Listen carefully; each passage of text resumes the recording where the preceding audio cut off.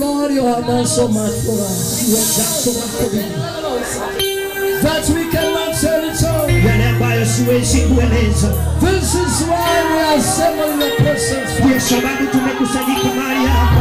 We humbly bow before you, Jesus. Tumekuja tukuinamie Bwana. We desire in your presence that you may ascend. Tunasema katika uwepo wako ni wewe Bwana. Upon the heavenly throne be exalted, Kwenye Jesus. kiti cha enzi Baba Above powers and authority.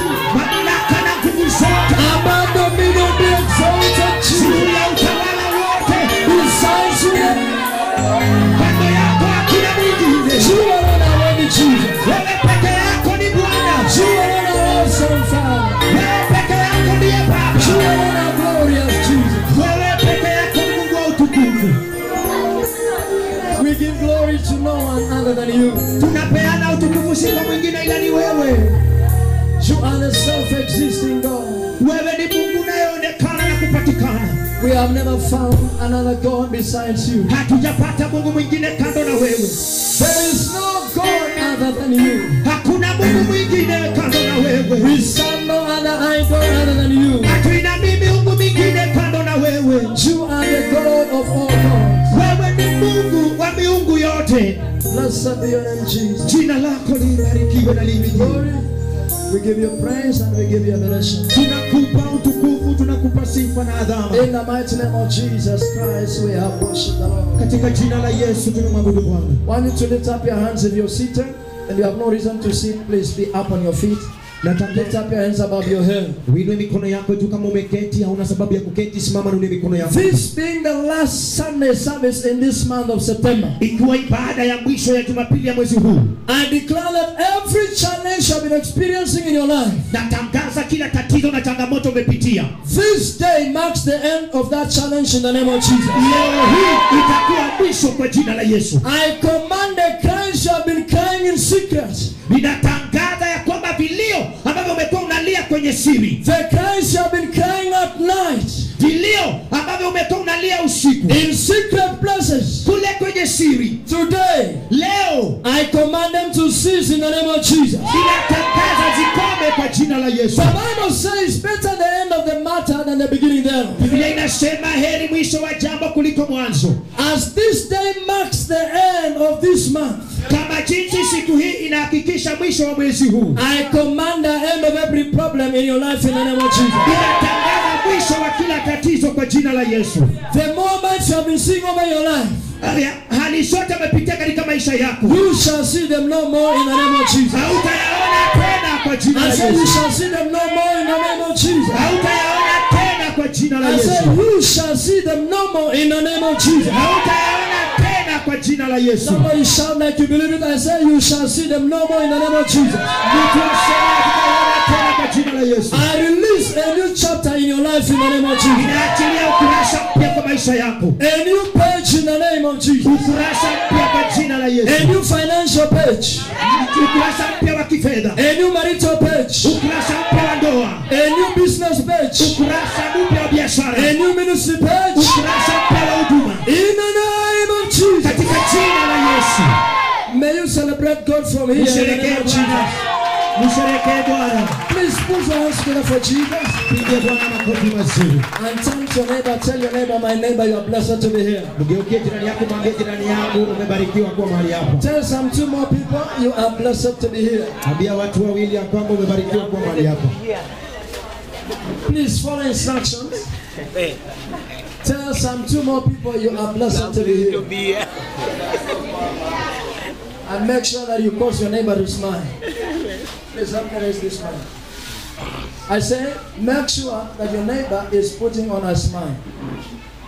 And just in case your neighbor is not smiling, be careful, maybe you are the problem there. We have been reading from Galatians chapter 5, from verse number 13 down to verse number 21.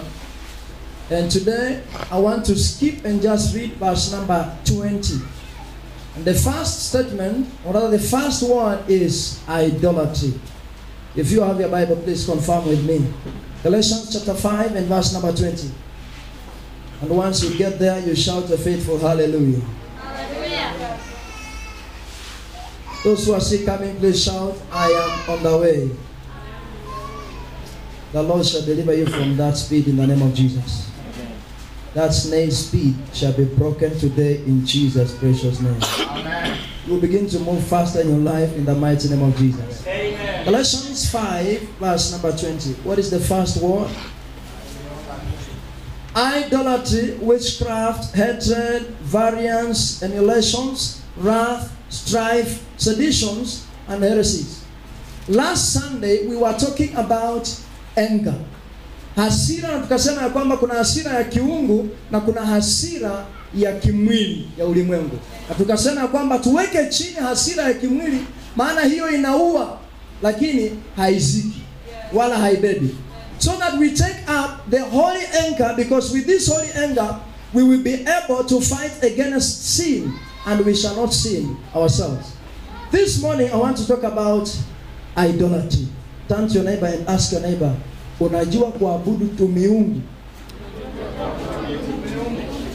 Na anakaa ni kama ajui chochote, ako very innocent. Lakini ukiangalia kwa kibeti yake kuna kakitu hapo. Exodus chapter 20. I think you raised it too much. I'm speaking this oscillation into around here. Exodus chapter 20 should be high but not too high. Verse number 1. I'll wait for all of us to be there. Tusome kwa pamoja tunapoteremka. Exodus chapter 20 and verse number 1. God says, I speak all these words. Exodus 20 verse number 1. Kutoka mlango wa 20 mstari wa kwanza. Kuanzia leo utaondoka katika kuabudu miungu ingine katika jina la Yesu Kristo. If you have your Bible, you read your Bible. If you don't have a Bible, please move close to someone who has a Bible. Exodus 20 verse number 1. And God spake all these words, saying, verse number 2, I am the Lord thy God, which have brought thee out of the land of Egypt, out of the house of bondage. Verse number 3. Thou shalt have no other gods with a small g before me. It is me, God, who has brought you out of Egypt. Thus you shall not have another God besides me. That's number 4. Thou shalt not make unto thee any graven image, or any likeness of anything that is in heaven above, or that is in the earth beneath. So God is warning that you should not worship anything else besides Him, be it from above or from within the earth. Am I talking to someone? So you are not supposed to worship anything else besides God. Hata kama ni nyota ama jua, kitu kiwe juu angani ama hapa ardhini, ama kiwe mbinguni ama duniani, usiwahi kiabudu isipokuwa yeye peke yake.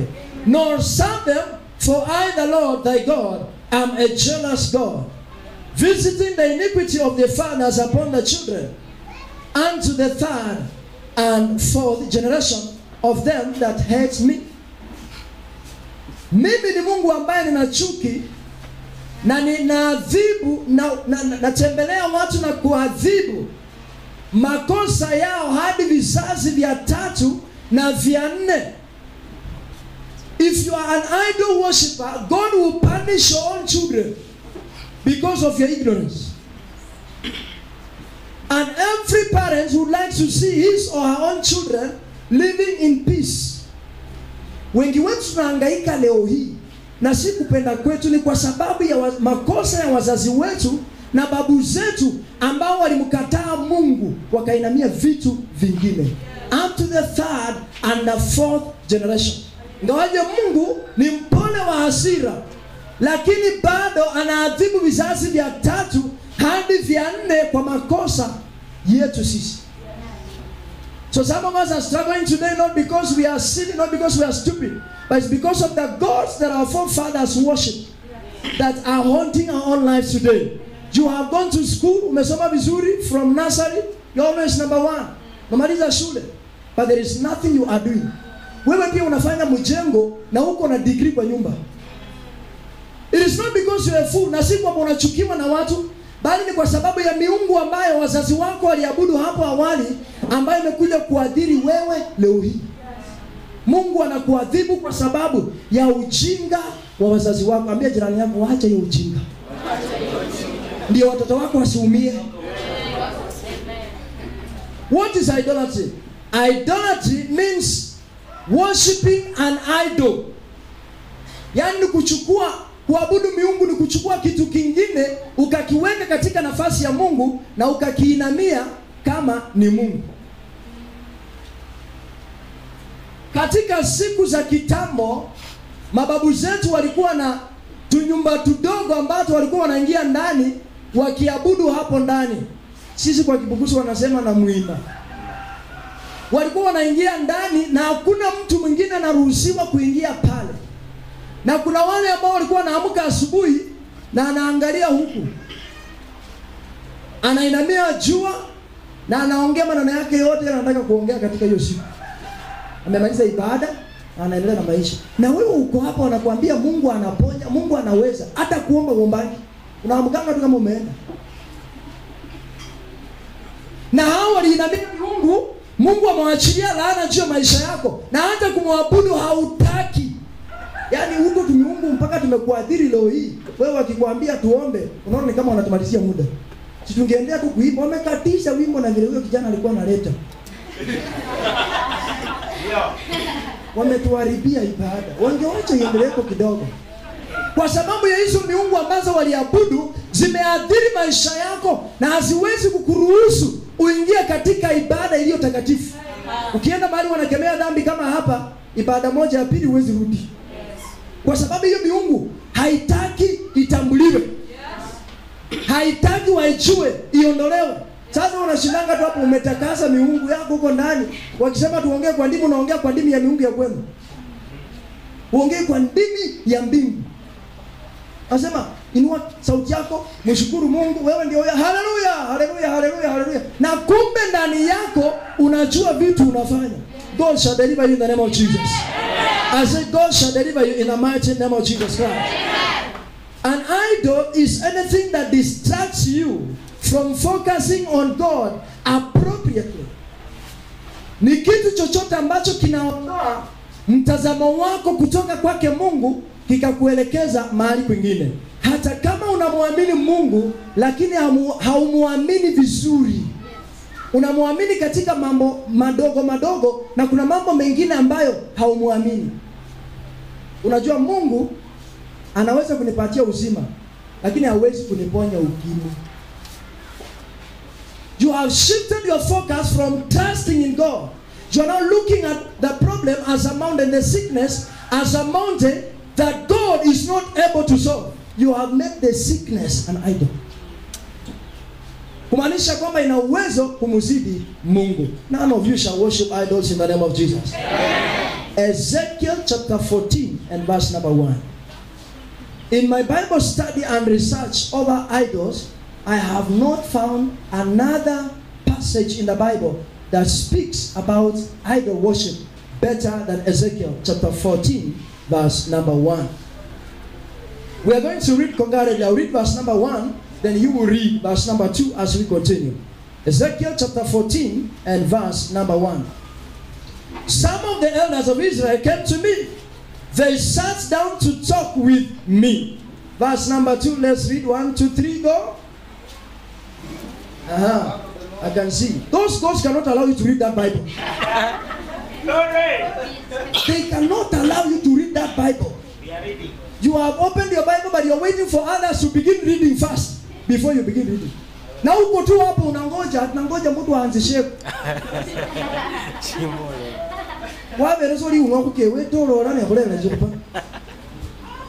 Some of the elders of Israel, Ezekiel chapter 14 verse number 1.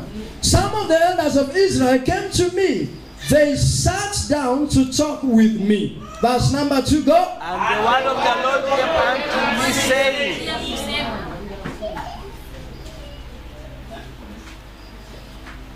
You are done.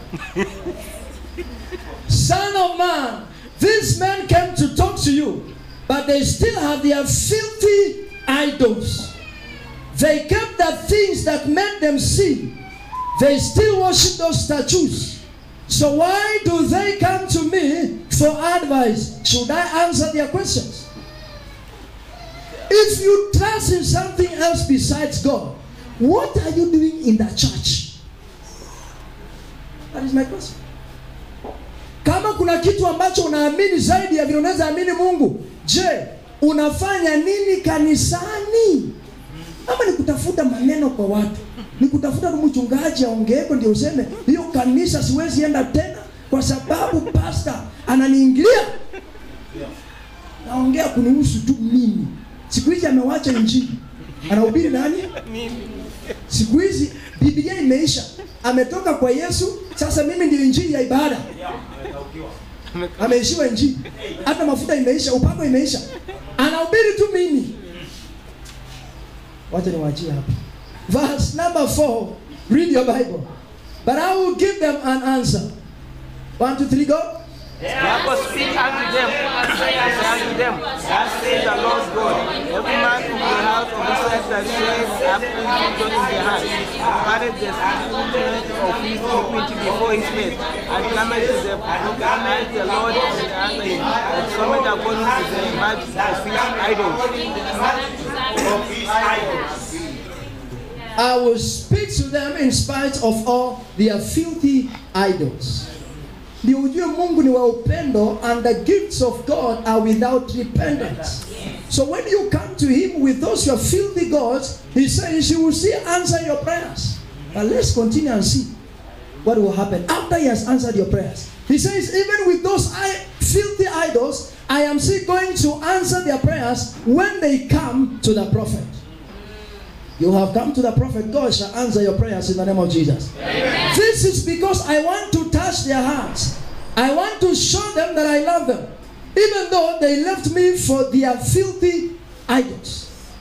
Why does God answer your prayers even when you have your filthy idols in your handbag?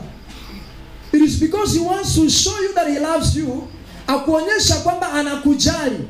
And the truth of the matter is that if you are not convinced with what he is doing for you as he answers your prayers and you don't change, you have no life. Yes. Umepewa muda fulani tu ukuje na utoto miungu wako, maombi yako ijibiwe, na bado unasema ni yaka kangu umependa. Verse number 6. So tell the family of Israel, this is what the Lord God says. Come back to me and leave your filthy gods. Turn away from those terrible false gods. Tell your neighbor, turn away. From those your filthy, terrible. Gods. Hazina pumzi na wala haziwezi kupatia wewe pumzi. Verse number 7, read your Bible. 6.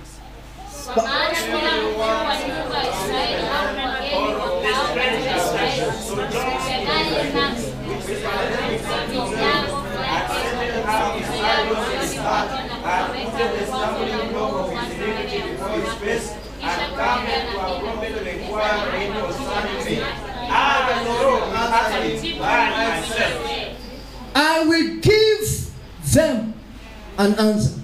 Verse number 8. I want us to read together. And I will set my face against that man, and will make it a sign and a program, and I will start the course of the nation, and that I am the Lord. I will turn against who? That man. As much as God is going to answer your prayers, it is just for some time. After that, he's going to turn against you. Against who? Me. Against you. The one walking up and down with these funny things. Yes. He's going to turn against you. Hata kama amejibu maombi yako, lakini atakugeuka. Yes. Baada ya atakugeuka. Kusoma usije ukasema aliniangalia sana ni kama nilikuwa mimi. They will be an example to others. Huyo mtu ambaye nimejibu maombi yake na bado wako na kakitu kwa mfuko, huyo atakuwa mfano wa watu wengine. Let's continue reading the Bible. I will remove them from my people, then you will know that I am the Lord. Verse number 9. And if a prophet is foolish enough to give his own answer, I, the Lord, will show him how foolish he is. I will use my power against him. I will destroy him and remove him from among my people Israel. Na iwapo nabii atakuwa mjinga, foolish enough ni kuwa mjinga ya kutosha. Yaani ujinga wako umefika kipimo cha kutosha. Kama ni gunia imejaa, sasa ujinga. Kwa hivyo iwapo nabii atakuwa mjinga wa kutosha, akubaliane na huyu mtu apatiane jibu ambalo mimi sijapatiana, basi mimi na huyo, na ndio sababu mimi sitaki kukua na huyo mtu. Maana huyo ataangamiza mimi. Sitaki nikubaliane na wewe nikwambie ndugu, unajua Yesu ni Bwana, mbinguni tunaenda, Mungu ni wa msamaha, vipawa vya Mungu havina toba. Kwa hivyo endelea tu, siku moja Mungu atakukomboa. My friend, I'll be that deceitful prophet. Yes. Nabii mjinga, pumbavu, ambaye anakubaliana na yule mtu ambaye anazunguka na vile miungu. If you are an idol worshiper today, repent. Amen. Go and throw them. Yes. Hello?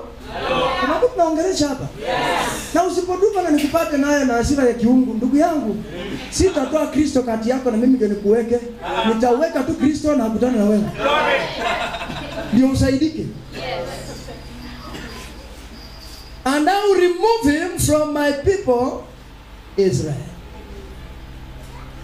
So both the one who came for advice and the prophet who gave an answer will get the same punishment.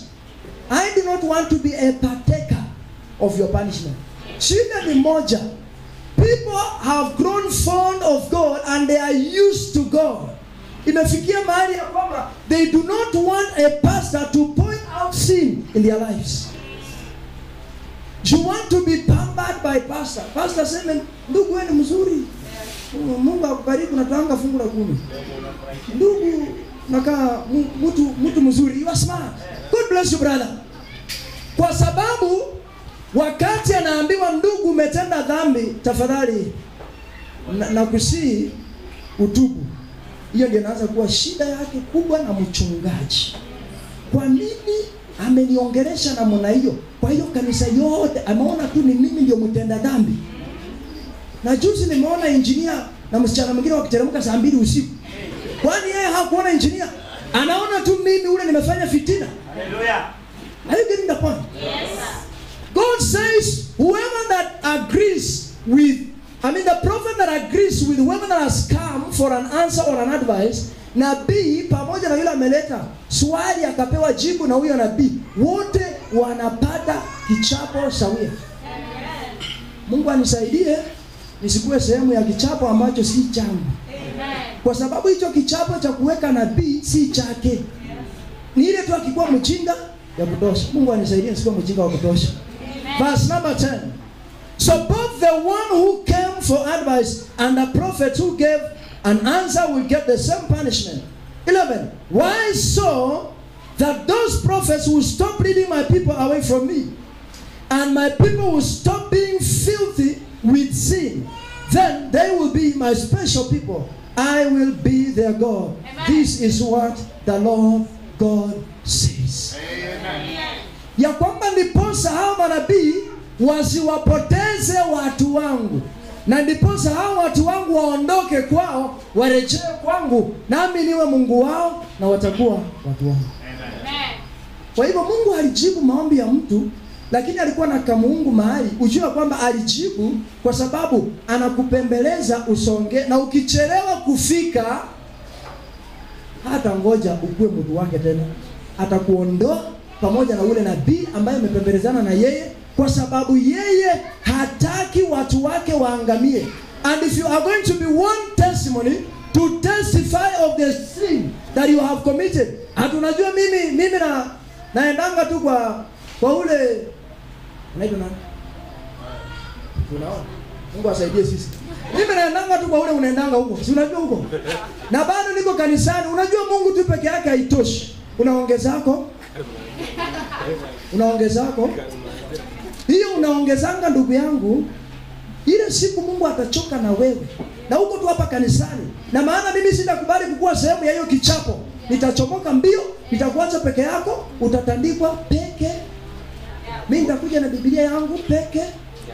Na diko ni hapa kando, na elda hapa kando, na askofu hapa mbele. Na tunasema alitoka kwa udongo. Alikuja uchi.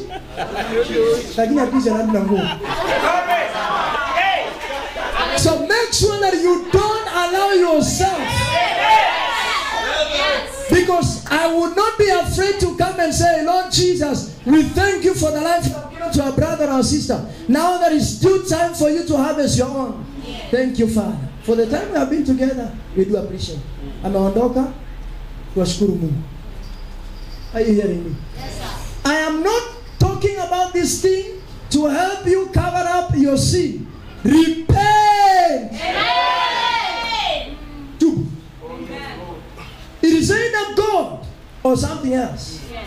In between, Bible says, don't be a lukewarm.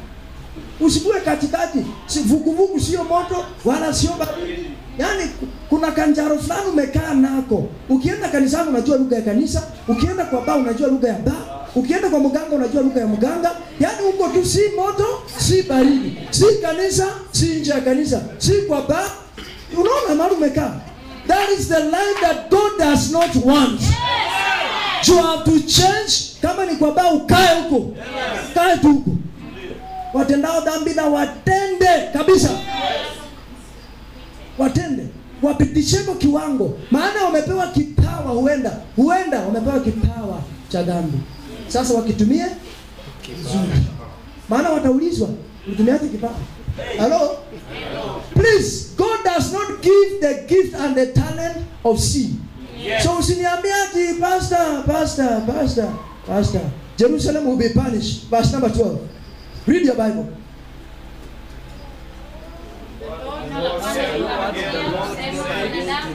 Nitakapofanya dhambi na kuniasi na kwa makosa, nikaonyeshe mkono wangu juu yake na kuifuta kile chakula chake na kuipeleka njaa na kuikatalia mbali wanadamu na mnyama. Kuna watu za kwao zimewakataa. Sasa wale wamefaulu kuvunja mipaka ndio nasikia wale bado wako huku na huku. Tulikuwa na there was a saying, I don't know if it's a proverb or a saying, I think it should be a saying, ya kwamba kulikuweko na fisi, na huyu fisi si unajua anapenda nyama. Akaondoka siku moja akasikia harufu ya nyama, akashika njia akaenda akafika mahali kuna njia mbili, haona inaendea huku na nyingine inaendea. Akaamua wacha ninuse huku nione kama ni huku nyama iko. Anusa akaona na si mbali ni hapa tu.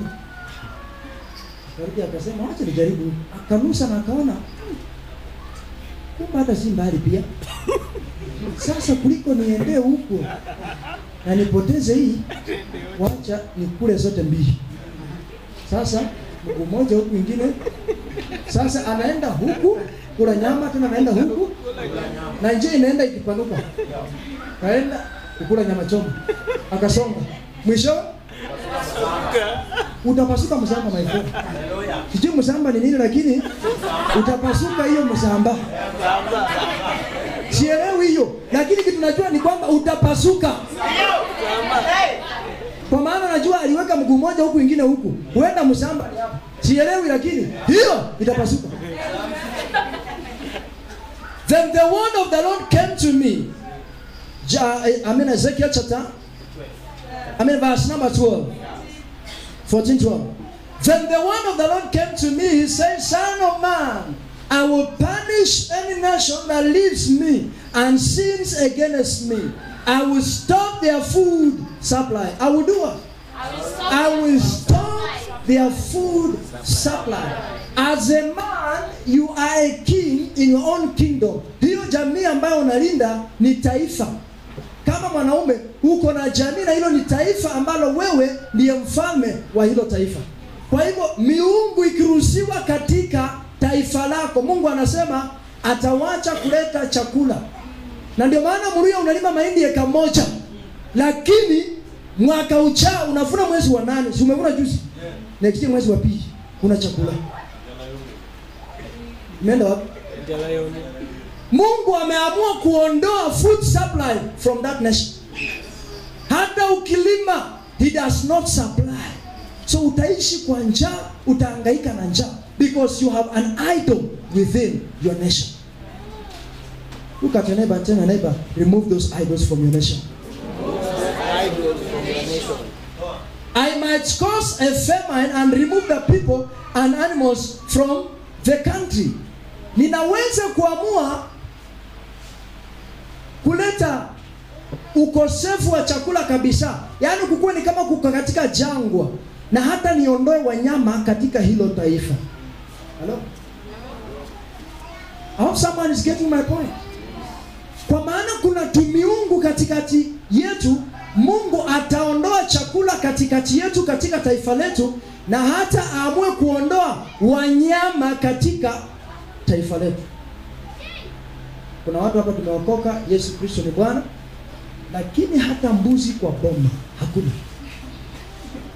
Hata paka, wacha mbuzi. Paka kwa boma hakuna. Na si ati paka ni expensive, ni kwa vile tu miungu ya kwenda kuambianga paka inafugiwa ndani majini. Ndio ujue Mungu amekusaidia. Hiyo majini cha kukula. Na paka iko jirani.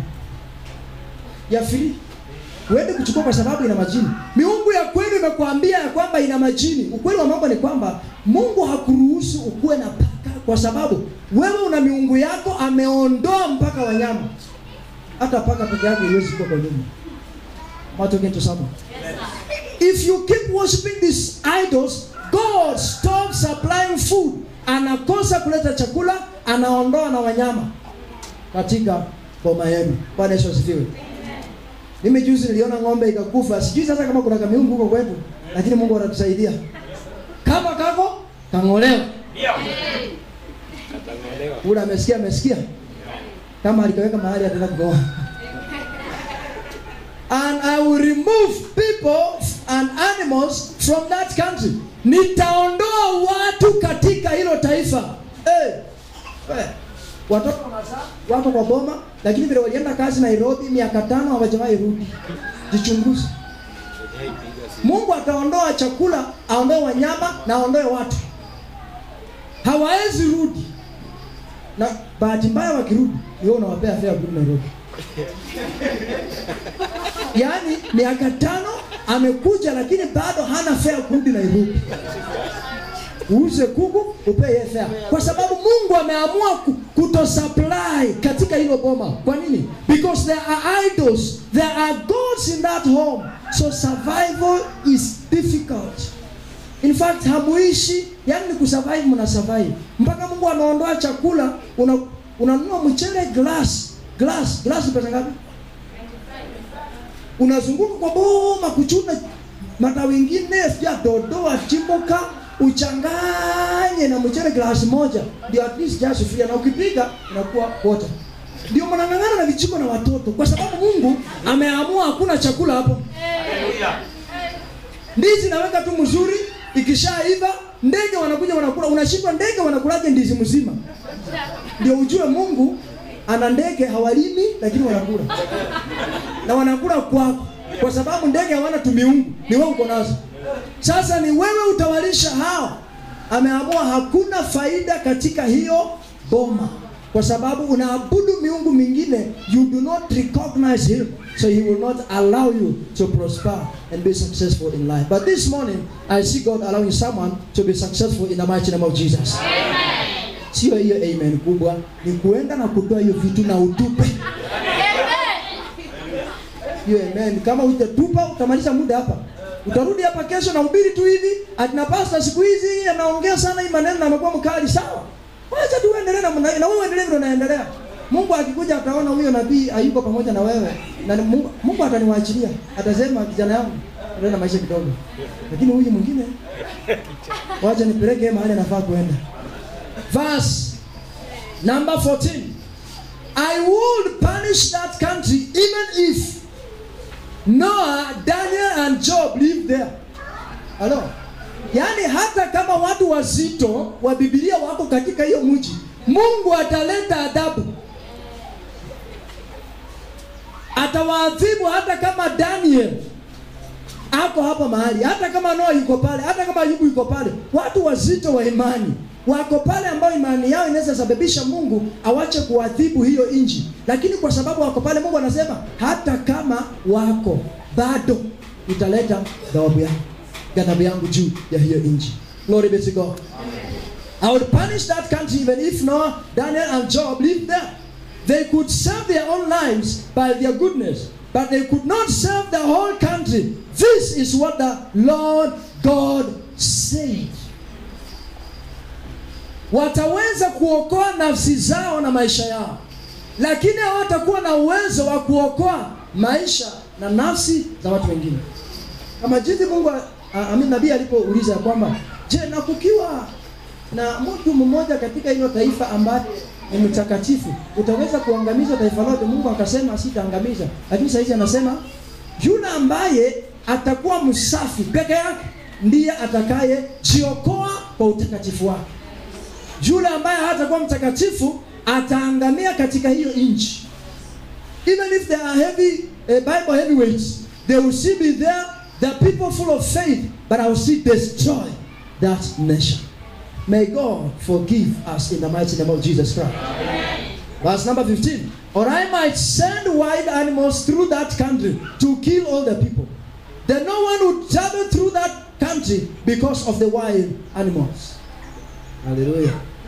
Nitatuma hata wanyama wa mwituni waende katika hilo taifa na wakule watu, kiwango ya kwamba hakuna mtu atakaye safiri katika hiyo nchi kwa sababu ya uoga wa wanyama wa mwituni. Uliza jirani yako, juzi vile ulikuwa unang'ang'ana na nyoka kwa nyumba, ulikumbuka una miungu? Mungu anasema nitawaachilia wanyama wa mwituni. Nyoka hatufugangi nyumbani, na kama kwenu mnafuga nyoka, Mungu asaidie wewe, kwa sababu nyinyi si watu ya nyumbani, nyinyi ni watu ya mwituni. Ama tokitu sawa? Yes sir. Anasema ya kwamba nitawaachilia wanyama wa mwituni waje wakule watu katika hiyo nchi. When you begin seeing snakes in your home, begin to ask yourself questions. Mungu ameleta hawa wanyama kwa nini? Kwa sababu huenda kuna kitu nimeinamia mahali ambacho Mungu amekasirika nacho. Ndiposa anawaachilia hawa wanyama wa mwituni wanatembea kwa boma. Glory be to God. God shall enable us to overcome this in the mighty name of Jesus. He says to an extent that no one will be able to travel through that nation because of the fear of wild animals. Thank God. They are not there again. But God says He will release wild animals. And when He does that, you never know where they will come from. Tawana mavamba ya zile mnaonanga kwa TV, kwa movie. Hizo ndo zitakuja kwako na ushinde zimezaliwa na wapi? Zikikula wewe na watoto na familia yote kwa jumla. Kwa sababu una miungu ambayo Mungu hataki. Verse number 17. Verse number 16. If Noah, Daniel and Job lived there, those three men could save their own lives. God is just repeating the same statement. But I promise by my own life that they could not save the lives of other people, not even their own sons and daughters. That evil country would be destroyed. This is what the Lord God says. Hebu niangalie vizuri. Ya kwamba hata Danieli na Noa na Ayubu wakikuwa katika huo mji wataweza kuokoa maisha yao peke yao. Hawatakuwa na uwezo wa kuokoa maisha ya wake zao na watoto wao. Now when God releases His wrath over this idolatry, imani yako haiwezi kuokoa mtoto wako. Imani ya mtoto wako haiwezi kukuokoa wewe. Yaani ni wewe ujiokoe kwa utakatifu wako. Bali usije ukafikiria kwamba mimi nimeokoka, bwana yangu hajaokoka. Na Paulo anasema ya kwamba mume anaokokea kwa mke na mke anaokokea. Ubebe hiyo ulete hapa my friend. Hapa si Paulo anaongea, nani anaongea? Ni Mungu anaongea. Hiyo story ya Paulo ngoja kidogo. Tutakuja hapo baadaye. Sasa hii siongelee maneno ya Paulo na Neema. Hii ni maneno ambayo anaongelea ya Mungu anayezungumza mwenyewe ya kwamba huyo mtu ambaye ni mtakatifu ataweza kujiokoa yeye mwenyewe peke yake. So my faith and my righteousness and my holiness will serve me. But if I am not holy, I will be consumed. I will be destroyed. Bwana Yesu asifiwe. If you're sitting here, mimi naenda kanisani, lakini waacha mke wangu akaekaa kidogo katika hizo vitu. Najua zinatusaidianga pia. Sasa acha mimi nikae kanisani, lakini kitaka kufanya hiyo vitu vingine, yeye ndiye anafanya huko kando. Ujue ya kwamba kabla Mungu aamue cha kufanya, utamwona tena. Because you are trying to be on the side of God and you are thinking your faith can serve her. She can be saved from idolatry. Maybe something else, but not from idolatry. Sio katika kuabudu miungu mingine. Praise be to Jesus. Amen. Verse number 7. Or I might send an army to fight against that country. The soldiers would destroy that country. I would remove all the people and animals from that country. Again, God is saying He will send soldiers. Atatuma majeshi wakuje katika hiyo nchi, halafu waue watu wote waondoe katika hiyo nchi. Sababu wanaabudu miungu ambayo ni kinyume na makusudi yake. Allow me to move a bit faster so that we can finish this session in time. Verse number 18. If Noah, Daniel, and Job lived there,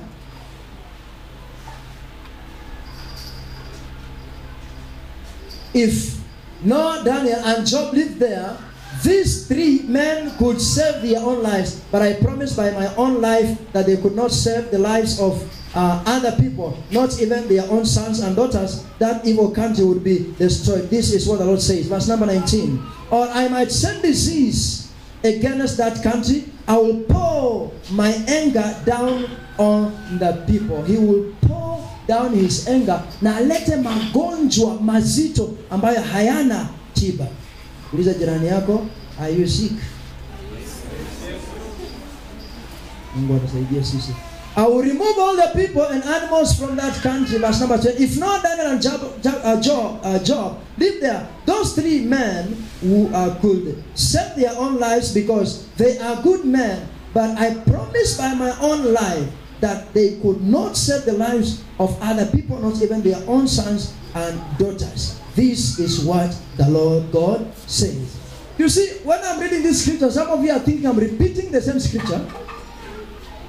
I'm reading it again and again. No. God is the one repeating the same thing in the scripture. To lay emphasis. He's not a stammerer. He's laying emphasis on this statement so that you get to understand. You will not save your family. You will save yourself alone if you run away from idol worship. Let's read verse number 21. Then the Lord God said, so think how bad it will be for Jerusalem.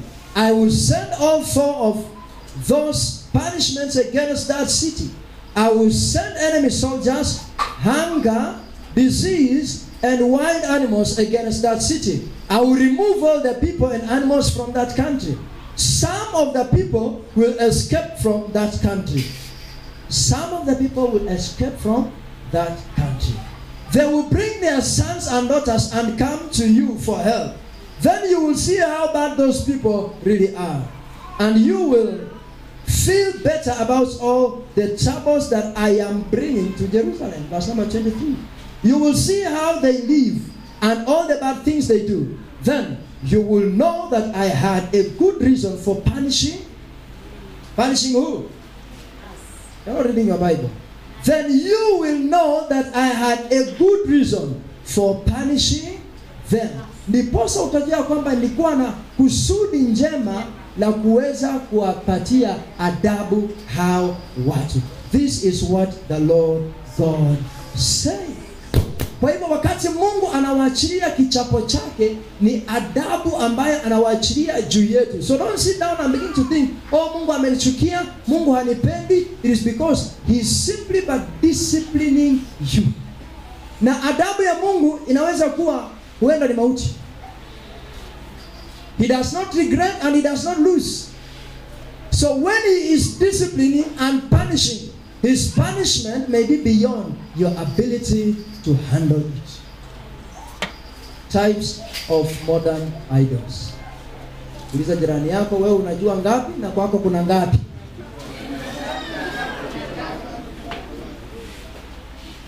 Hata umekuja tu hapa lakini siko kwa handika. Sema pasa na ubiri tu lakini hakuna nguvu za Mungu za kunitambua. Lakini utakuja kuiona. Number 1. Kuna watu wanazunguka na hirizi kwa viuno. Kama umekaa karibu na mwanaume, guza yeye kwa kiuno hapo uone kama kuna kitu kwa kiuno hapo. Na kama ni dada umekaa karibu na dada, guze kama kuna kitu kamefura hapa kama. Na ukimuuliza anasema ati ni kibeti. Ati ni kibeti iko tu hapa na kama hapa kama. Na ana smile tu. Lakini ameficha kairizi ndani ya kiuno. Ati kanamsaidia, kanamlinda kinyume. Sasa sijui kanamlinda kinyume na nguvu za Mungu ama kinyume na nguvu gani? Kwa sababu Mungu mwenyewe ana uwezo wa kukulinda wewe kinyume na vitu zingine. Na umeng'ang'ana kuna kitu ati kanakulinda kinyume. Ni kinyume na nini? Ati kanakukinga. Kama kanakukinga, sikakinge mvua isikinyeshe basi. Kama kana uwezo ya kukinga, sikuje tu kianza kunyesha ukaambia Bwana funika mimi. Na kukufunika isikinyeshe. Bwana Yesu asifiwe. Kuna watu hata wanaume tu hapa na masuti, lakini kuna mtu ukiangalia socks yake hapo ndani unaona kuna karingi kamepita ndani, hapo na bangili kwa mguu. Na Yesu bado mbinguni anaenda hivi. Haendi hivi. Straight mbinguni. Na bangili kwa mguu. Na hiyo bangili inamsaidia ati ndio asibweke vile wengine wanabwekanga kwa sababu kuna miungu ambayo walikuwa wanaabudu sasa zinawafuata, zinawasumbua. Na ukimwambia ndugu tukufanyie ukombozi, tukuombee, tuchome hii kitu, hii huwezi kusha bwana. Hii wakati waliweka hapa familia yetu yote ilikuja, huwezi tolewa bila familia. Lazima wajue ndio nikiona shida wanaweza nisaidia. Ndugu yangu, Mungu akikuja hata angalia familia iko wapi ndio akuue. Ataua wewe familia iko reserve na ukotao. Ndio ujue mimi nakusaidia. Uache na hiyo kitu kama bado uko hapa town. Kabla urudi reserve ukiwa kwa sababu. Don't say pastor is causing me to die, but I'm helping you. Mimi nataka nikusaidie, nikwambie ukweli. Maana pia mimi nisiposaidika, mimi pia nitaenda kwa sababu. Halo. Nikikuwa sehemu yako huko tu hapo nachomoa macho. Ati pastor na ubiringi na ananibariki moyo wangu. Na huko tuna kitu hapo kwa kiuno. Yaani pastor anabariki wewe na hiyo kitu kwa kiuno. Hiyo kitu pia inabarikiwa. Na pastor anakuwekea mkono tu na huko tu hapo anasema uzuri pastor wetu anakuanga tu mpole. Ananga maneno. Kwanza ananga haraka. Anaangalianga tu, anaona na anaangalia tu. Ujue hata akiangalia na asipokuwa sehemu ya hiyo kitu, Mungu akikuja ataangalia tu pastor akiwa pale na anakubeba wewe na huku na pastor anapata kazi ya kufanya. Halo, ambia jirani yako geuka leo. Geuka leo. Ama tukupate. Bwana Yesu asifiwe. Kuna wale wanaweka bangili ya chuma, kuna wengine wanaekanga ya plastic. Yeah. Na unaweza fikiria ni maridadi. Wengine wanaekanga mimi kama ni maridadi kwa mkono. Yaani ile ya kimili ya kwao ipotelee kwa hizi zingine za maridadi. Ndio mtu asijue. Lakini ujue kwamba Mungu anaelewanga na ni Mungu alipatia hapo huyo blacksmith akili ya kugonga hiyo waya. Ndio wewe uchukue uweke kwa mkono. Sasa Mungu alijua hata kabla wewe uende uwekewe. Mungu alijua iko siku utaenda kuchukua hiyo chuma.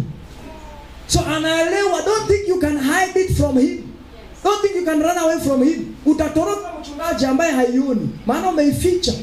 Huwezi vaa shati ya mikono fupi kwa sababu unajuanga nikivaa mikono fupi katatokea.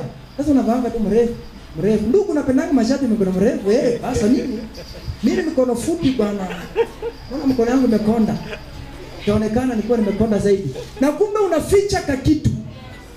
Leo hii Mungu akusaidie ukaona. Idol number 2. Business. Biashara inaweza kukua kama miungu kengine kazuri sana ambako kanasaidia wapendwa kuamini biashara kuliko vile wanaweza amini Mungu. Yaani umechukua nafasi ya Mungu ukatoa hapo ukaweka kando. Ukachukua duka lako ukaweka mahali pa Mungu. Sasa ukiamuka ni duka, ukilala ni duka. Haukumbuki hata dakika moja kuambia Mungu asante nimeuza vizuri. Unaringa ukifikiria ati mimi nakuanga na lugha ya biashara. Mimi mwenyewe naitanga tu customer. Nikiongea tu customer na furahi. Na Mungu amenibariki na smile. So nikismile tu customer wanakuja na wanarudi. Haujuangi ni Mungu anawaleta hapo. Uliza jirani yako, punda inaangukanga kwa shimo kila siku. Biblia inasema ya kwamba je, punda akianguka ndani ya shimo ni siku ya Sabato, utamwacha ndani ya shimo uende Sabato ama utawacha Sabato umutoe ndani ya shimo? Jibu ni rahisi. Utawacha Sabato utoe punda ndani.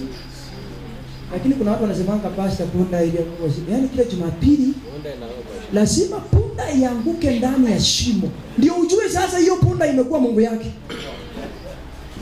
Ikianguka ndani kila Jumapili inaanguka ndani, ile inakuja inaanguka ndani, ile nyingine inafanya mazoea, ziba shimo. Na kama unajua ulichimba shimo kwa sababu ni ya maji, basi wachana na hiyo punda aozee huko, maana anakukosesha amani ya Mungu wako.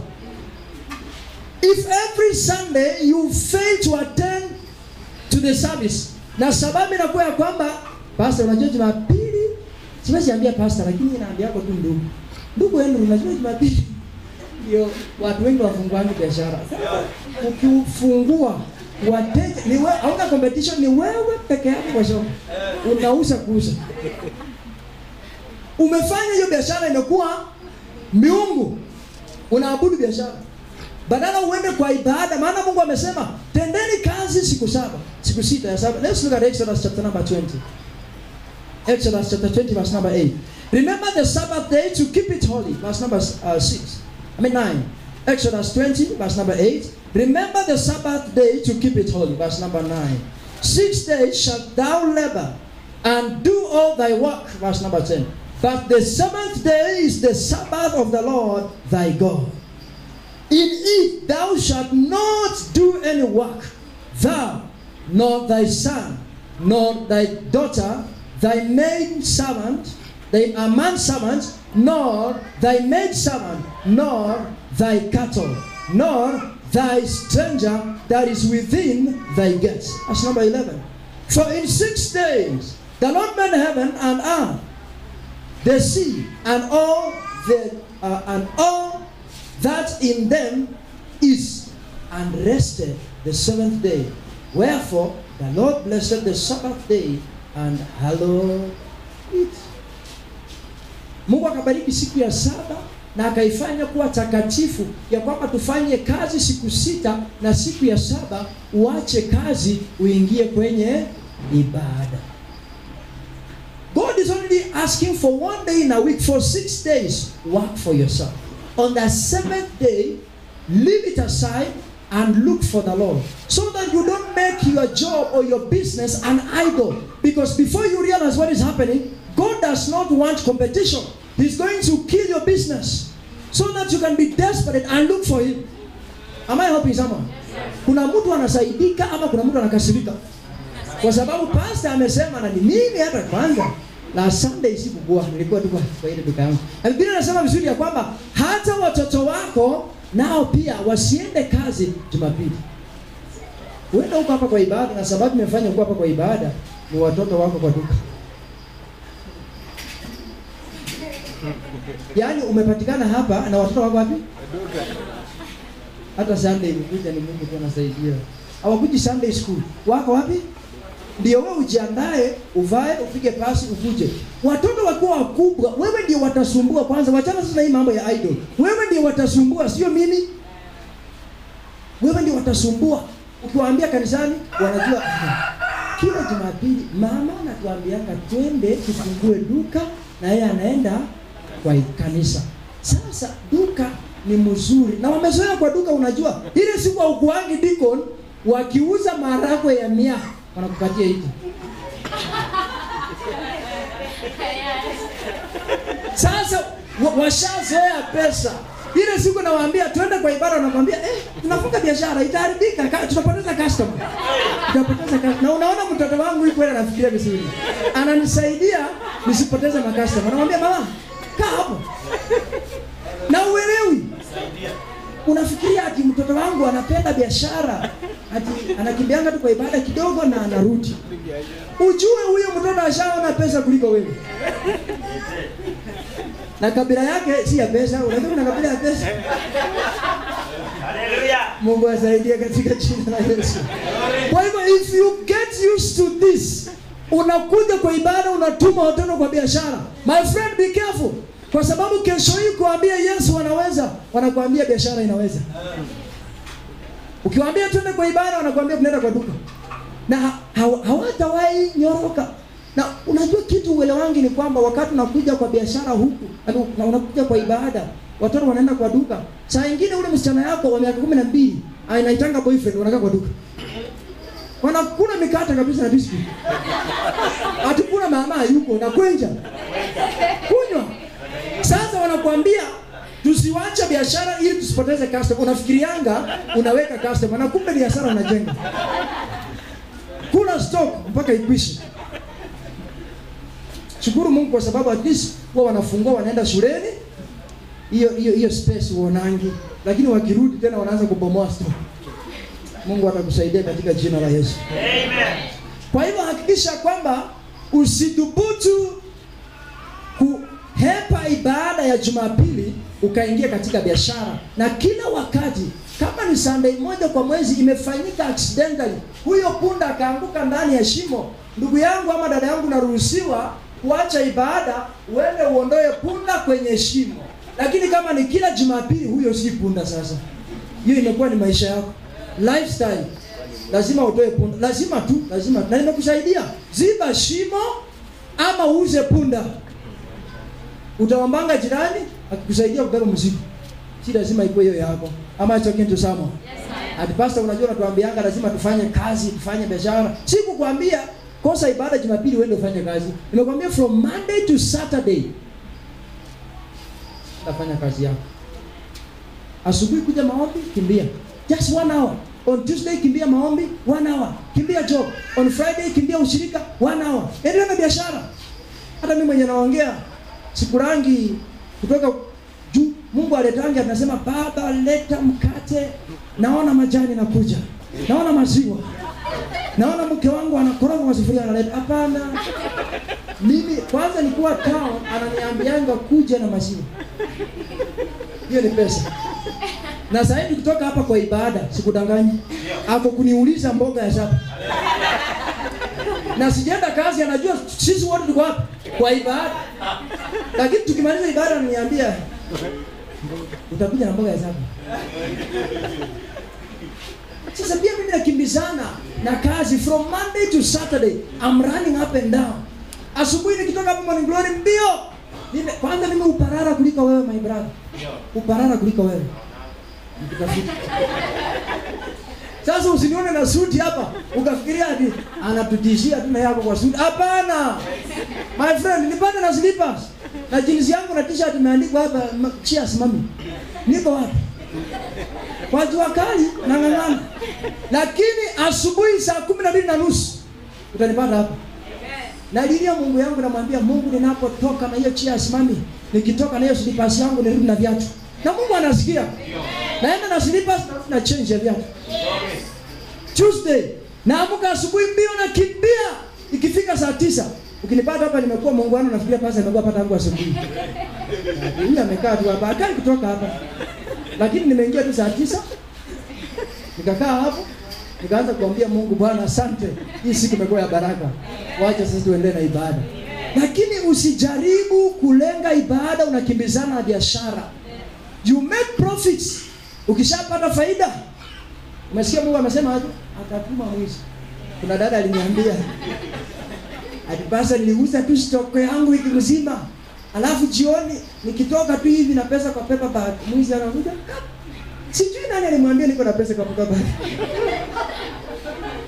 Ni Mungu alimwambia, "Enda chukua hiyo paper bag. Iko na pesa na hiyo pesa inafanya huyu mtu ameangalia kando, aliangalia mimi." Mungu anatuma mwizi anakuja na paper bag. Unakuwa huko na pesa kwa paper bag. Anakuja kuiba hiyo. Hawaja nikushangaza. Thieves have broken into my house twice. Mara ngapi? Wanashikanga kile wanashika, wanafika nje na wanawacha hapo nje. Na usifikirie ati pastor alishika kamwisisi fulani kanavutanga wezi ya wapiki gate. Kamwisisi ni Yesu. Tafuta kuabudu Mungu katika roho na kweli. Napiga hapa magoti unaona pastor na suti tu anakanga mjinga aje. Kila wakati chini kwa wewe nyoroka hapa kama miti ya stima. Utashangaa. Hata huko ndani ya nyumba wanaita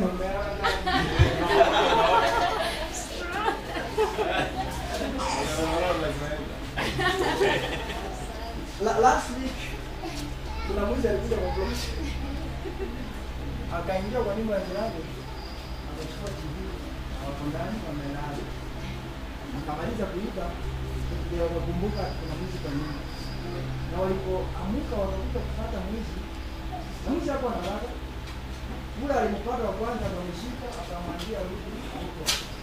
Ateke. Kimbia mbio mpaka kwa korido huko kwa choo. Kutoka nje na TV. Kitambo mwenye nyumba asema mwizi. Mahali jamaa hata ni mbali zaidi. Nakumbuka kuna watchman kwa kitu. Ile amejirani yuko na watchman kwa kitu. Amekuja watchman akakuja akakata kifuli kwa mwanangu kwa ndani.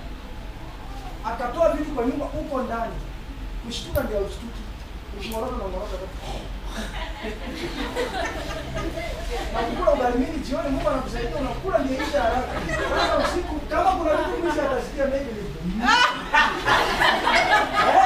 Anajua hiyo bahari amefika hapo. Hawezi kuamka.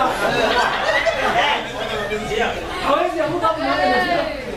Kama unachukua tu pole pole. Akakuja akashika mwanangu. Akainua mabazi. Mimi nilikuwa nimefunga na kifuli na nje. Jirani alikuwa amefunga na ndani. Which one is easier to break? Nje. Nje. Lakini alikuja ndani. Yangu ya nje hapo. Aliinua mabazi hivi ni kama akaangalia ndani. Sijui kile aliona ndani. Lakini ile siku nikampata na bila ndugu wakati kuja mabazi kaangalia ndani. Wenda kile aliona ndani. Ni Mungu alikuwa amelinda hiyo. Sasa niambie kwa nini uko na kitu kwa mkono na mwizi anaiba ndani ya mkono? Na pasta yuko kwa nyumba na mwizi anaiba TV. Mwizi alikuja kaiba TV kwa nyumba na mtungi ya gas. Tena akachukua gunia kwa nyumba akaweka ndani akatoka nazo. Akaenda akaweka nje na akaenda. Akawacha nyumba mbili. Aiyo. Yes. Sina kamuzizi, sina kajuju. Ni maana mimi naambia Mungu sina uwezo wa kulinda hizi vitu. Let me surprise you. Wakati wanakumbuka wakati nilikuwa nauza nyanya. Niliuza nyanya for 1 week askofu. Na hizo pesa tulikuwa tunauza, tulikuwa tunaweka kwa mfuko fulani hapo. I went to the house. Asubuhi yake nikatoka nikienda kununua dawa kwa Agrovet. Ronak Agrovet. Na nilipotoka nikakaa pale nje kwa gate kwa hiyo 3-wheeler nikaweka hiyo mfuko hapa. Ni pesa wiki mzima. Ilikuwa above 7,000. Na wakati nilikuwa pale kuna mtu akanipigia simu. So nikaongea kwa simu nikamaliza na nikasahau kuweka mkoba ya pesa. Mimi ndio hiyo nimeenda. Nilienda mpaka Roma Agrovet. Wala mjumbe wa Roma iko Barclays Bank. Hapo next kwa Datia. Nikafika kwa Agrovet. Nikaitisha dawa. Na nikakumbuka sina pesa. Nikaenda kwa kuingia kwa toolbox nikafungua nikaangalia ndani hakuna pesa. Hakuna mkoba. Nikaangalia nyuma kwa pika hakuna mkoba. Hapa hii imeenda. Nikapigia mtu wangu simu nikamwambia sijui bado nimeweka mkoba yangu ndio angalia nini. Akatafuta kwa nyumba. Na hiyo mkoba ya mtu wapi? Before you make the first turn hapo kwa mamao. Nilikuwa naanguka pale. nilitoka Ronak Agrovet, nikarudi, nikafika pale kwa kona na ninamuona anaingia kwa gate. Hapo hiyo mfuko sasa. Na akitoka kwa nyumba ameona mtu mbele yake anaruka mkoba. Are you hearing that? Na hakuna kitu pastor ameguza isipokuwa Yesu. So God will not send thieves if you worship him in spirit and in truth. Lakini ukijaribu kuhepa Mungu atasukuma wezi. Ndio unafanya biashara na uenda unapata 20,000 kwa siku. Uenda mimi nilikuwa napata 2,000. Lakini 2,000 analinda. Wewe ukipata 20,000 kwa siku, Mungu anangoja unasanya ikifika 100 na anatuma mwizi. Atumechukua unaenda kununua mabati hapo Green Hardware. Umewacha kwa gari, umeenda kwa hardware, unarudi gari imefungwa, vioo hazijakatwa, lakini hakuna pesa ndani. Ni Mungu ametuma mwizi, akamwambia enda kwa hiyo gari KCB hiyo ya yellow hiyo. Iko na pesa ndani. Anakuja anachomoa. Atatuma wezi, si ya kwamba watajileta, yeye atawatuma. Anajua kila anafanya. Yeye si mjinga, anatumanga hao wakuje waibie watu ambao wanaabudu tumiungu twingine. Ambia jirani yako kama ni wakati wa ibada funga biashara. Kama ni wakati wa ibada funga biashara. Kumaliza ibada rudi kwa biashara. Idol number 3.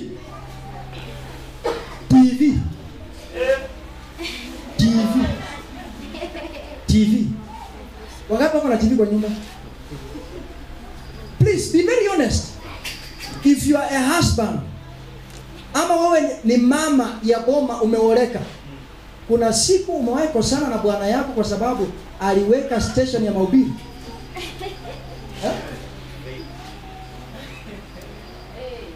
Unataka kuona soap opera na akachukua remote akaweka station ya mahubiri. Na hiyo ndio ilikuwa mwanzo wewe kuvuta mashavu, kutomuongelesha wiki mzima. You have taken that TV program to be an idol. Yaani unaweza toka kwa ibada mapema.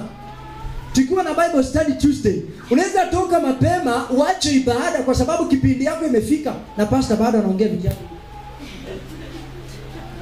Uache ibada, uende uweke TV, watch. Ndio maana mwizi akikuja anaweza ipa hiyo. Anawacha pastor. Anaipa hiyo yao. Au chunga hata wale ya pastor ni kubwa kuliko kadogo. Lakini anaipa kadogo anawacha kubwa. Hallelujah. Glory. I want to get to someone. So don't idolize those TVs in your house. Kuna mtu hapa hawezi patiana attention to the members of the family because of that TV. Kipindi kishafika akawasha TV. Hata bwana akiita sweetheart hasikii. Honey hasikii. Mpaka sasa ambaye ewe na onja. Ashtuka. Ulikuwa unaniita kwa sababu ya TV.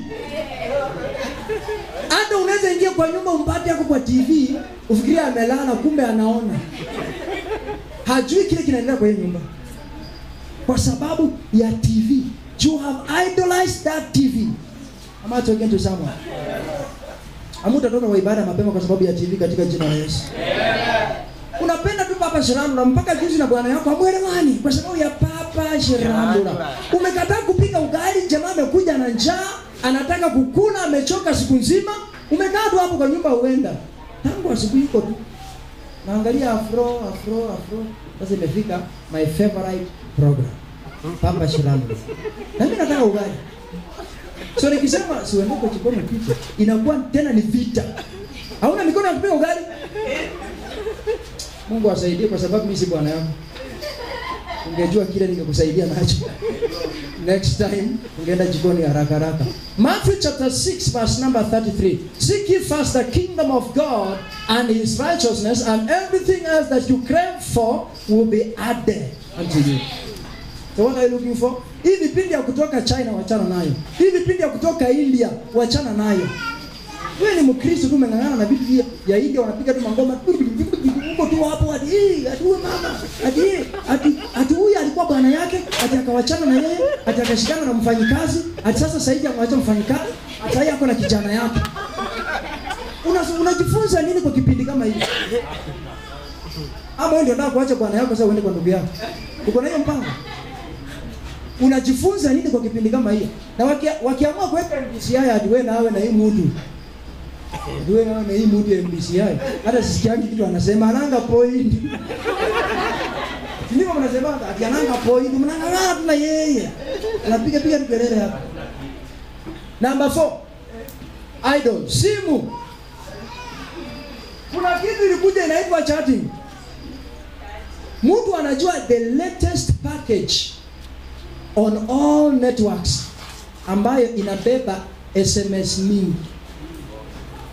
Hawezi kosa kusubscribe kwa free messages on a daily basis. Na kila siku not less 20 shillings. Lakini kumwambia hapa kwa kanisa, ndugu, simama na sisi. Tunataka kununua hii mattress hii. Haina kuanga 100. Kama ni ngapi? 100. Tutoe 20. Hawezi toa. Lakini ameweka airtime ya 50 kwa simu kuchat na jirani yake na ama na rafiki yake, na si kitu ya maana kuchat, ni kuongea tu kuhusu vile unaonanga ndugu Kirisi kuhusu vile ako na suti. Hiyo ndio vitu mnaongea kwa simu. Ati speed ako na suti, ati kwanza vile alioa. Speed mako.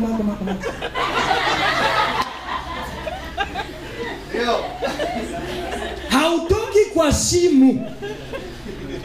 Kitu kingine kakuja social media, huko Facebook, huko Twitter, huko WhatsApp, huko LinkedIn, huko Instagram, huko wapi kwingine huko na kuanga WhatsApp,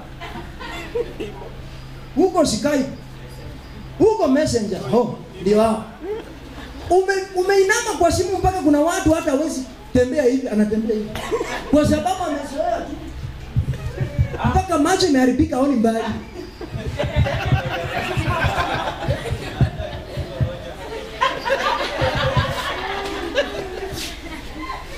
Kwa kisa onangi. Kwa sababu ako tu kwa Twitter, kwa Facebook na message. Na kuna watu ukipata mtu wako kwa WhatsApp, ako kwa Messenger, alafu ako kwa free text. Kwa WhatsApp anatuma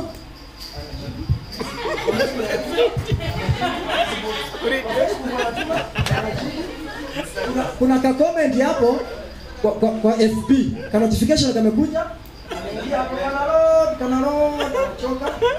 Anaanza na chat, anafunga kalikuwa hapo tu. Naendelea. Hapo mtu hata kwa vile Yesu anakwenda Yesu. Mungu anasaidika.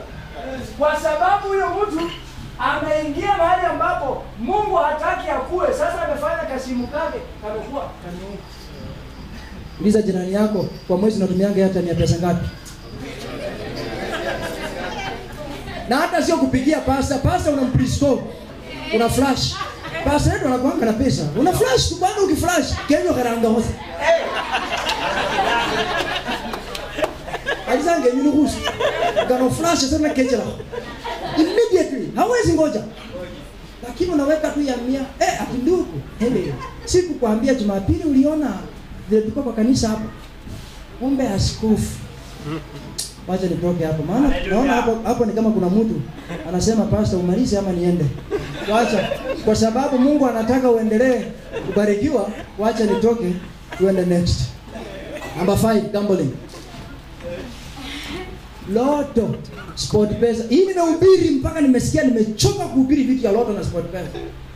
Ati betting. Sasa hapo umesikia amen zimekwisha kitu. Zimekwisha. Uliza jirani yako ulibeti nini mwisho? Kuna watu hapa mimi nahubiri na bado wanabeti hapa ndani ya ibada. Hapa tu za. Unafikiria wanafungua Biblia kwa Android? Kumbe sio Biblia. Wako wanaangalia tu.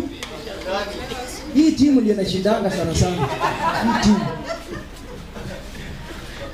Tafadhali, if you are a person that bets day in day out, understand that you have idolized hiyo mchezo, sasa imekuwa Mungu. Na sehemu ya kwanza ni kwamba kubet ni dhambi. Niulize, nikusaidie uelewe zaidi. Bwana Yesu asifiwe. Amen. Anyone who bets cuts his expectations of God. Na anaweka kwa muhindi. Sasa anangojanga tu message. Na anangoja message kama amengoja Yesu.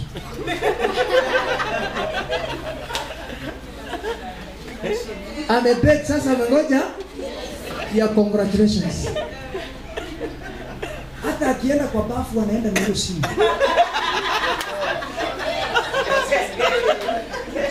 Anaeka kwa mlango pale juu. Message inaweza ingia, bibi ashike.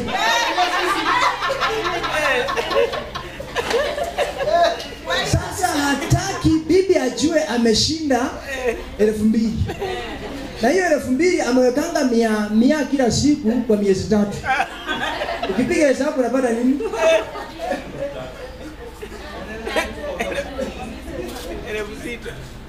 Yani na bahati mbaya akiwacha simu sitting room ameweka charging na iko off. Amezima. Na ikiwa bahati mbaya hiyo simu iwake iko na password kila mahali. Anakinga. Mtu ambaye ana bet, huyo anatonga matarajio yake kwa Mungu, anarudisha kwa muhindi. Anangoja message kutoka kwa muhindi. Hata kimwambia ndugu tuamini Mungu, hii kazi yako Mungu atakuinua atakupanua, anasema amen. Lakini ukiomba baada nafikiria hiyo message ingia saa ngapi? Na Mungu anakusaidia kwa sababu wakati umengoja message sana ndio sasa ya pasta inaingia shalom.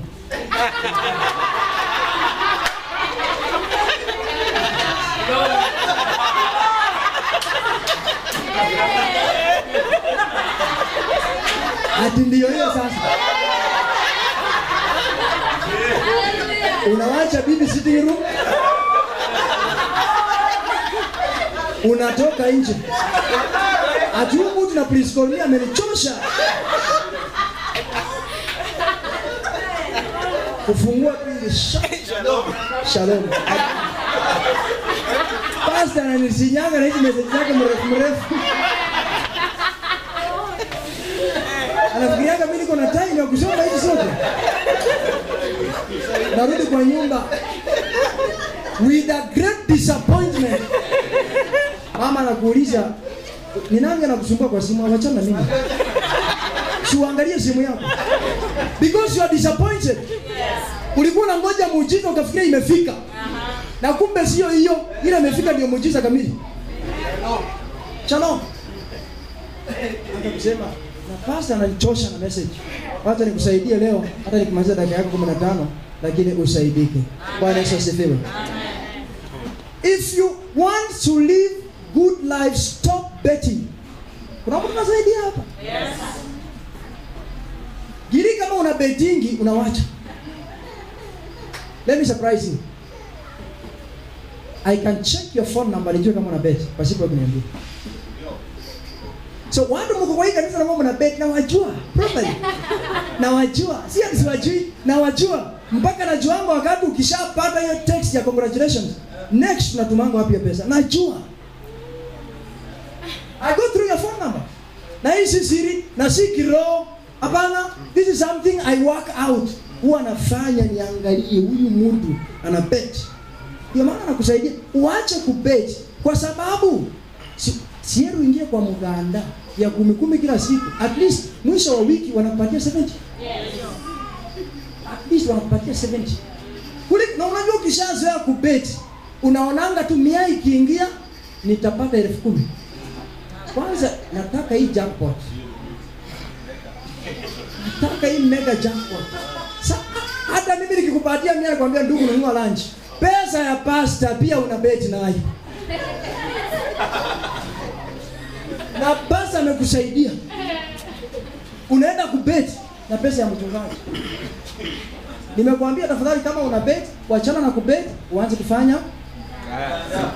Kuna watu naonanga pale kwa Saidi Printers unafikiria walikuja kununua mtihani.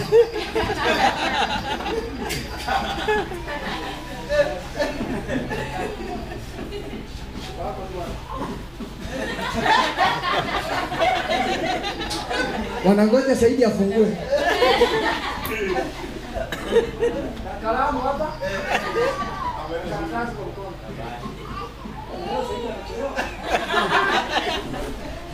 Na leo nilikuwa nataka kupiga tu muhindi. atajua ajui. Walikupeleka shule ulikataa kusoma, ulitupa vitabu, ulioa kabla ya wakati, ulioreka hata kama mama ajui ulienda wapi. Sasa zaidi ujinga inakusaidia na kalamu unafanya hesabu kila siku. Kwa hiyo nilikuwa nasema ni ngumu. Sasa kila siku unapiga tu hesabu. 2 4 6 nakuja hapa. Unaona? Nasikia mahali zinatokea.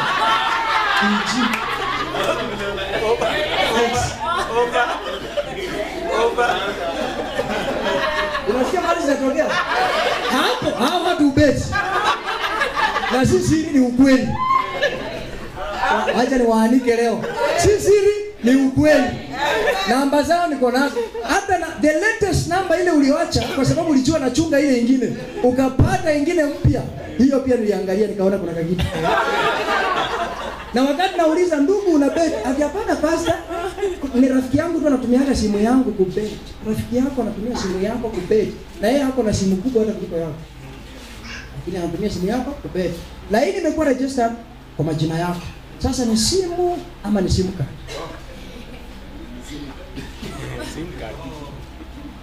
Waachane na hizo vitu.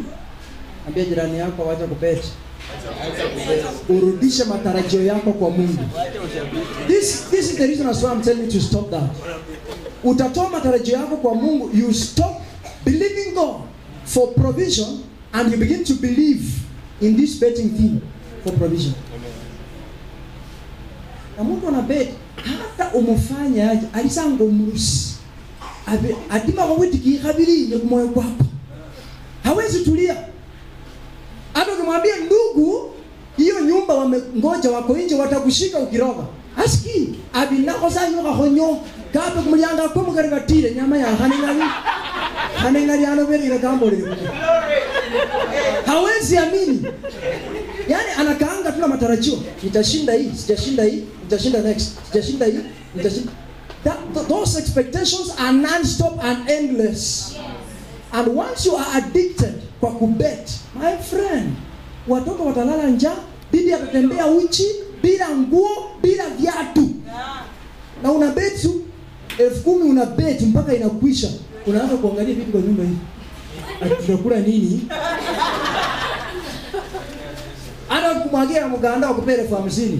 Sasa ndio naonanga kama nimekuwa na 200 tu, nikabet nikapata 7,000. Nikibet na 50,000 je? Hiyo ni mega. Ni shabiki. Sasa kitu nakwambia ukibet nayo 50 mara moja itakwisha. Yaani huenda iende na umisi. Sasa una bet 1,000 kila siku. Ni siku ngapi? 50. You're gone. You have no money. Ambia jirani yako ingia kwa mganda utoke huko. Number 6. Kuna kitu sisi niliambiwa niko kumukilingili.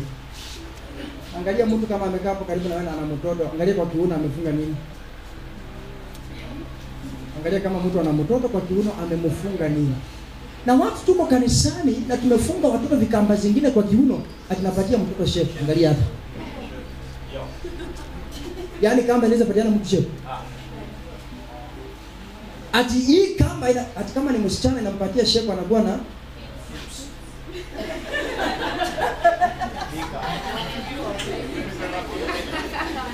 wacha nitoke tu hapo tafadhali, enda kata hiyo kamba na utupe. Sawa sawa. Ni Mungu aliumba huyo mtoto, sio kamba. Sasa kama kamba inaweza weka hips, basaidia hata hiyo kamba isaidie huyo mtoto iweke na nywele pia. Kwa sababu ina uwezo. Hapo nimetoka. Kwa maana nimeona ni kama hapo mnaelewa sana. Aina number 7, dawa ya kuvuta customer kwa biashara. Na watu mko hapa kanisani, lakini nilisema hapo mapema kidogo, tafadhali tusaidiane. Kama uko na kitu kwa handbag unaguzanga ndio nafikiri unataka customer. Kutoka hapa kwenda toa na utupe na uchome. Kwa sababu hapo kama mzizi umeweka kwa handbag, hakana uwezo wa kuleta customer. Umetoa matarajio yako kwa Mungu, umeweka kwa hapo kama mzizi, atakakuletea customer. Kama umekaa karibu na mama muulize, Wamai kupatia ya kulinda bwana.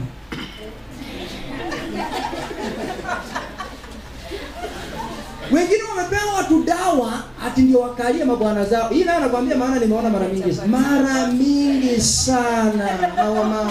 Na wamama si wale wako nje, wale wako kanisani. Ndani ya kanisa. Ati ndio nikalie bwana. Sasa ukiongea yeye anafanya yes ma'am.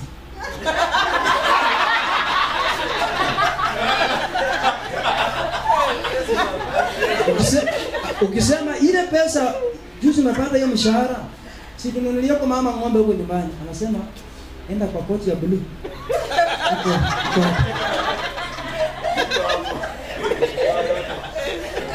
Unajua ataendelea hivyo mpaka atafika mahali mtu anamuuliza, "Tuue bibi yako?" Anasema ndio. Watakubeba. Kwa sababu ni kuharibu, huyu umeharibu. Sasa unataka kumubeba, ati ndio nimkalie, ndio nilikuwa na mamlaka, ndio kile nasema anakubali. Sawa, utamkalia. Kwanza utakalia mpaka itafika mahali anaenda choo kwa nyumba. Si ndio mkalie vizuri? Anaenda choo kwa nyumba, anafikia kutoka nje. Huko kuna watu. Huko siwezi enda. Anakaa tu kwa nyumba. Na is as a result of you trying to think that you can help yourself. Mwambie jirani yako, dawa ni Yesu. Yes. Amen. Mimi niko kwa Yesu, lakini bibi yako akiniambianga nataka 200, nampatia kwa sababu si bibi ya jirani. Faida ni kwangu. Mwambie jirani yako, faida ni kwako. Kwa hivyo hapana kufikiria kwamba ukipea tu dawa ndiye anakukalia. Leta kanisani na uko mwanamke mzuri ambaye unamheshimu. Wenye kumunura chisendi ni wenye wikale. Itikadwa. Utapigwa kila siku. Wewe kwa na adabu mzuri, uko na heshima, namwambia sita nisaidie mimi. Hata kama ni wewe ndio mtakaza kumpatia. Utamwambia. Shida ni kugombana na Bwana. Unataka atoe pesa. Kwanza unamwambia maneno mazito. Ati mimi naniwaachia 100 ya lunch na unakaa na maraya huko town mnakula nyama choma ya 6. Ati ndio asikie uchungu aseme hii wacha nitoe. Find your way jinsi ya kutoa pesa kwa Bwana. Bwana Yesu asifiwe. Ikiwa ni sapa, nunua samaki ya 100. Pika kama mko tu wawili, pika kwa makaa kaive vizuri. Akimaliza kuingia kwa nyumba unamkaribisha, unaleta kwa ugali anakula. Lakini waambie jirani yako kama ni bibi ameolewa, mwambie waache kuweka ugali kwa hot pot. Ndio kusema kwake semulile sa. Dore bamekoli bame kama mechi. Awada kupea hiyo pesa. Pika ugali fresh. Kama mume wako ugali fresh. Akishakula hiyo samaki akamaliza, na unamwambia sisi unajua wewe sisi sisi. Mwambie sisi unajua nilikuwa nimenunua samaki ya 150. Akamwambia hiyo tunakula mkao wa 150 na anakuwa 200 anakupatia. Kwa sababu hana change kwa nyumba. Lakini wewe umeshinda akiingianga tu pesa sukari. Ndio maana anakuchanga tuna change tayari. Anajua tu akifika watakujisha sukari. Anajua sukari ni quarter. 25.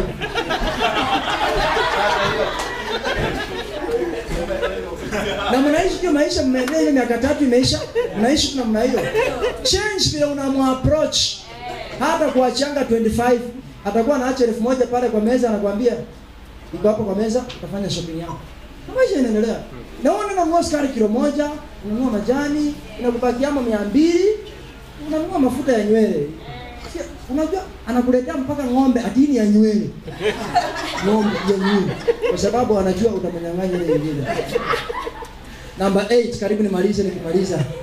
Kukinga boma. Uliza jirani yako, kweli mumekinga? Kuna watu ambao wakiwa ndani ya kanisa wanasemanga katika haya maisha huwezi ishi tu kimtumainia Mungu. Lazima uongeze kitu ambayo itakusaidia. Sasa wamepanda vitu kwa boma ambazo zinalinda maboma. Mwizi hawezi kuja Unaona vile mmeshuka sana. Kwa sababu mnajua vitu vya Mungu mnafanya huko nyumbani. Hata response yenu imekuwa sasa hivi mtu anaangalia kwanza ataniangalia. Na wewe unajua ni mimi. Maana kuna watu ndani ya kanisa wamejazwa na Roho Mtakatifu, lakini nyumbani wamepanda vitu ndani ya maboma. Hawaamini ya kwamba Mungu anaweza kulinda hilo boma kiwango ya kwamba umeongeza kakitu, ukaleta mtu akapanda tu vitu ndani ya boma. Ile siku tu vitu tutakugeukia. Unasikia kitu kinaitwa massive death. Baba anakufa baada ya wiki mbili, mama anakufa baada ya mwezi, mtoto anakufa baada ya miezi mbili, mwingine anakufa. In 2 years time, kaburi zimejaa kwa bomu. Why? You allowed idols in your own home. So if you are here, please be focused on God. Don't change your mind and begin to bring in other things. Lastly, fear and worry. Unaweza fanya uoga ikakuwa Mungu wako kwa sababu unaogopa sana kiwango ya kwamba huwezi muamini Mungu.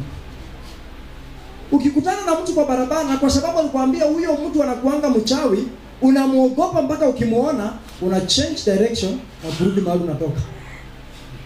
Unauoga mpaka hiyo uoga imekuwa ndio kama Mungu kako sasa. Ukiona mtu unaogopa. When you see things and issues in life, unajua once bitten. Sasa mimi naogopa kwa sababu mimi ndio najua uchungu ile nasikianga. Wewe ni bure kabisa. Kwa sababu hakuna kitu unajua. Umeogopa mpaka umechukua hata vitu ambavyo haviko sasa viko na umefanya kuwa mlima kubwa. Ndio uweze ruka. If there is anything in your life, know that God is above all these things. Glory. Bia jirani yako Mungu anashinda hata uchawi. Kwa hivyo hata kutembeanga na mkono kwa mfuko, ati ndio ukimuona mbele au msalimini. Huko na kitu kuna. Sasa sitaki nimsalimie, wacha nifanye busy kwa mfuko. Ndio utaki kusalimia watu, enda salimia yeye na upako wa Kristo kama iko kitu hapa.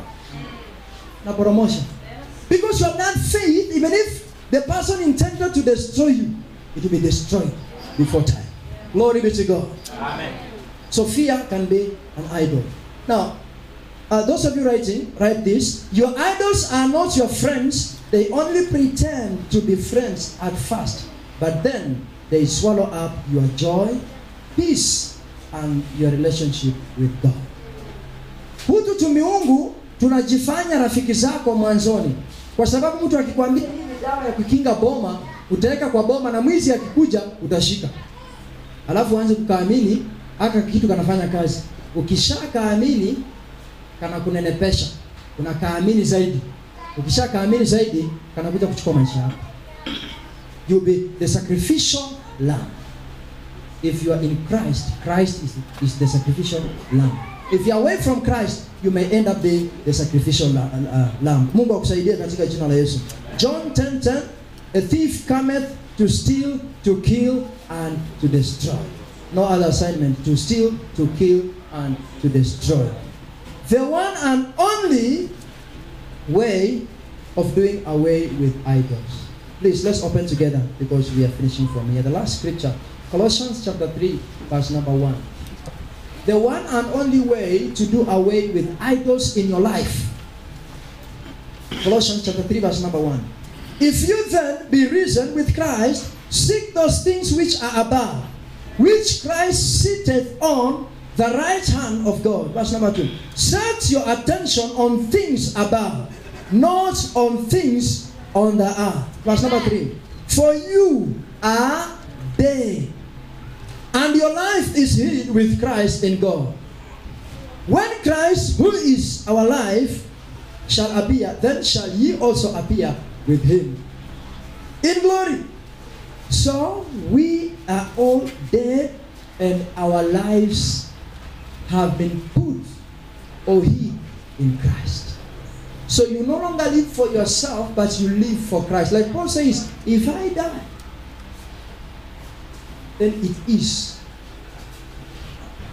good to me. It's of benefit to me. But if I live because of the grace. Am I talking to someone? So you live for Christ, you don't live for yourself. And because you live for Christ, believe him and let him be your God over your life forever in the mighty name of Jesus Christ. Your life is secure in Christ, and away from Christ, you are not secure. Jump up on your feet.